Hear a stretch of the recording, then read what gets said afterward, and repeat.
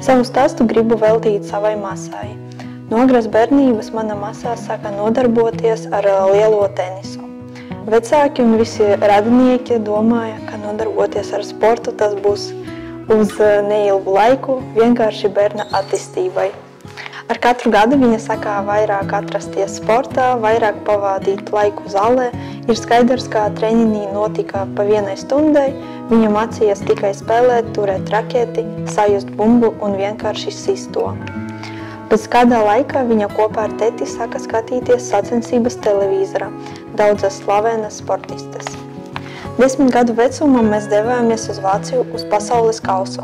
Masai bija īpaša piezīmju grāmatiņa, kura viņa bija katra spēlētāja attēls, un tur viņi pēc spēles ierakstīja savus parakstus. Sāka daudz ceļot, attālināti mācīties, jo bija ļoti grūti staigāt uz skolu un pēc tam uz treniņiem.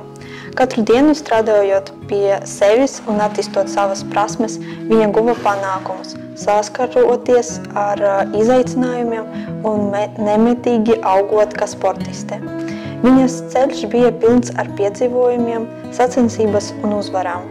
Katrs treniņš un katrs sacensību brīdis bija kā iespēja attīstīties un parādīt savu īsto potenciālu. Pateicoties apņemšanai un neatlaidībai, mana masa kļuva par paraugu ne tikai savā sporta disciplīnā, bet arī sabiedrībā. Viņas sasniegumi bija iedvesmojuši daudziem jauniešiem, treneriem, kuri saprata, ka ar neatlaidību un darbu var sasniegt savus mērķus un sapņus. Viņa kļuva par paraugu, kurš apliecināja, ka izturība un centība ir atslēgas uz veiksmes ceļu.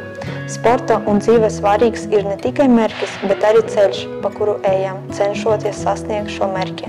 Es ļoti lepojos par savu masu. Mana viņa ir īpaša.